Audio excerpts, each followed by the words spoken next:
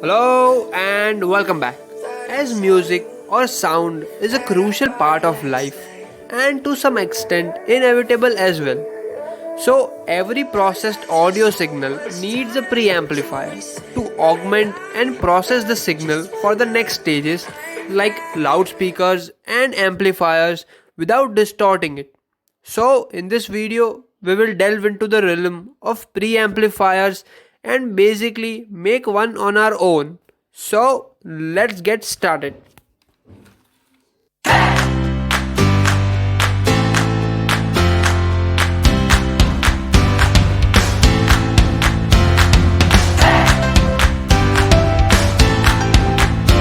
So, let's first start with understanding about preamplifiers.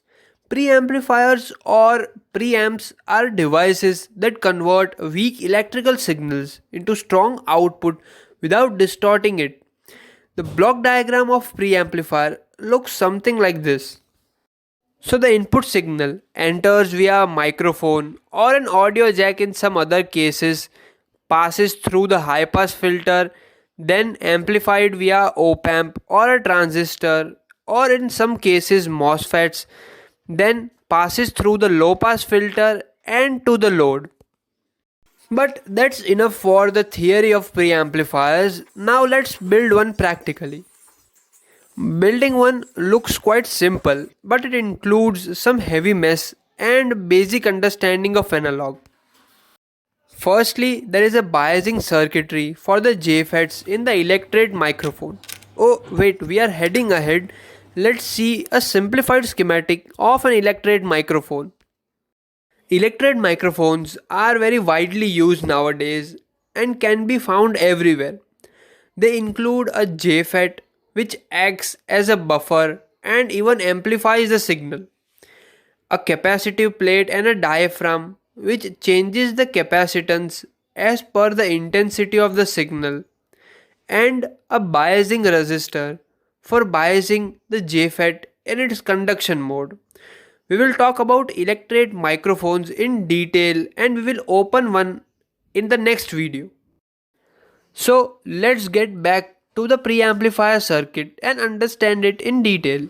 Here R1 is a biasing resistor needed for JFET to operate in its conduction mode. Now R1 in C3 acts as a high pass filter with a corner frequency of about 5 Hz with C3 as a decoupling capacitor.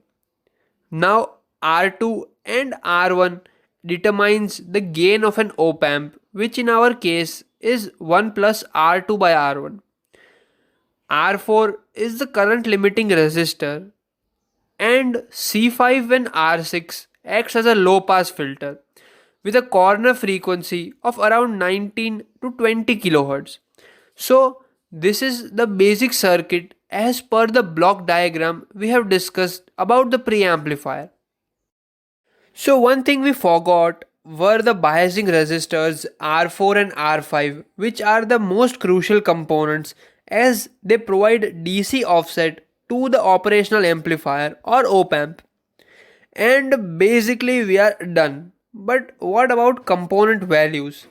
Yes, we will talk about that in the next video with some mind wobbling calculations. So, till then, oh, one more thing. I will also talk about electret microphones in detail in the coming videos, and as I talked earlier, we will open one up. But wait, it's not over yet. You might have a question why a low pass and a high pass filter is used here. First of all, congratulations, a good question. As human ear can perceive signals between 20 Hz and 20 kHz, we have to limit the frequency or the audio signal between 20 Hz and 20 kHz using a low pass and a high pass filter. Simple as it sounds. So after the design was complete and some calculations which we will see in the next video, I built it on a prototyping board and it worked flawlessly.